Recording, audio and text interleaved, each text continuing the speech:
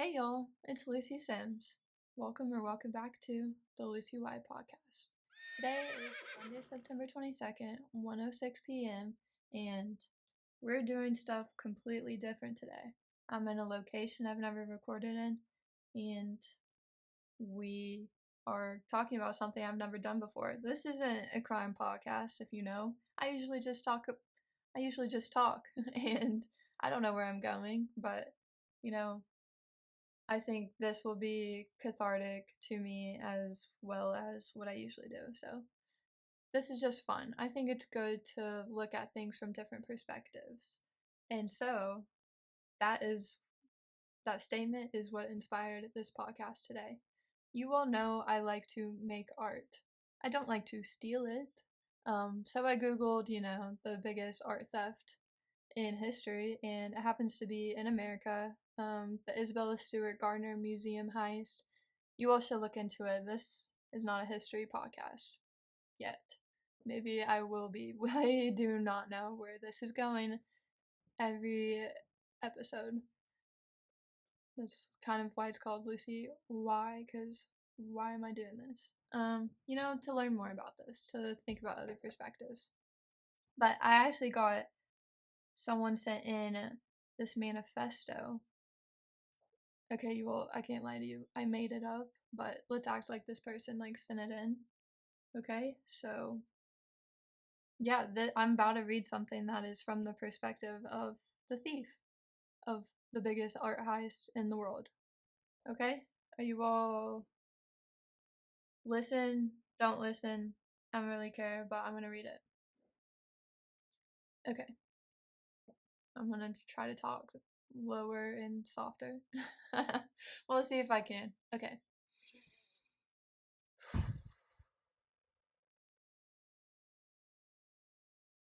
They call it impossible. Too bold, too clean. They point at empty frames and call it sacrilege.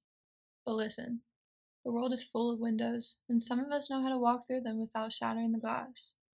March 18th, 1990. Boston breathed slow. The Isabella Stewart Gardner Museum felt like a sleeping cathedral. Rugs muffled footsteps, and portraits watched with patient eyes.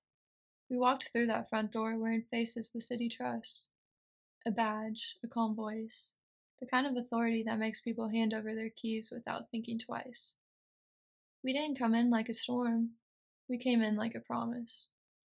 2 guards at the reception, good men who'd sat their whole lives under chandeliers and varnished frames. We talked to them until their words wore thin, until they blinked and believed. Then the room changed. Leather creaked, uniforms moved, and the night snapped into something colder. We bound them, not with violence, but with method. Hands taken, mouths covered, the soft terror of being unable to move while the world rearranges itself around you. I remember the smell, cheap coffee, old paper, the faint copper of an ancient frame. I remember the small sound a man makes when he realizes his wallet is empty and his watch is gone, and yet he still breathes, because some part of him refuses to stop.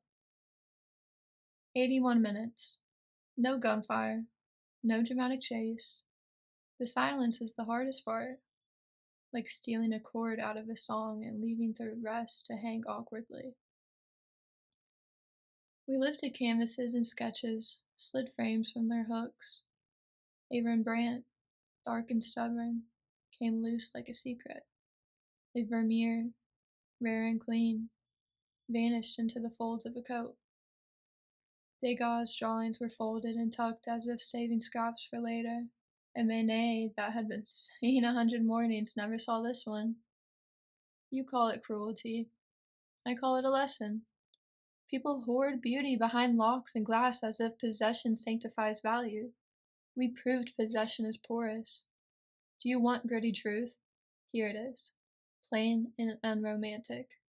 Hands shaking, adrenaline tasting, metallic on the tongue, the thin, frantic light from a flashlight catching dust motes like snow. The guard's eyes were not hateful, only stunned, apologetic almost, as if they, too, had been drafted into a theater they never auditioned for. We moved fast because patronage waits for no conscience. And then the leaving. The world outside tasted colder, cleaner. We folded history into bags that smelled faintly of leather and oil, then melted back into the city as easily as smoke. No trophies to show, no interviews to enjoy. The pride was private, the slow, dangerous warmth that lived in the ribs. They still search. The FBI pores over lists. The museum patches frames like wounds. The empty frames hang like questions without punctuation. Theories bloom, fences, collectors, foreign vaults, but none hold the whole thing. Maybe the art sleeps in a cellar. Maybe it's been repurposed into something unrecognizable. Maybe it's ash, or quiet, or maybe, quietly, someone stands across looking down at a Rembrandt in a dim kitchen, sips their tea like it's nothing at all. If this is a confession, it's almost a promise. Beauty can be taken, and beauty can be hidden. We wanted the world to feel that ache, to know that what you call sacred can be upended by the patience of a well planned absence. So when you walk into the Gardner now, and your eyes rest on an empty frame, don't only feel loss. Feel the shadow of whoever moved through that night. Feel my footprint on the threshold. That frame is a mouth, and for now it speaks our silence. Okay, so that was what I got for you all. I hope this made you all question why. Why would the thief do this? Why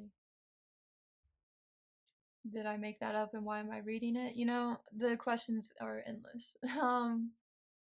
But I just hope this made you all think more. I hope you all have a great rest of your day. All love, love, all.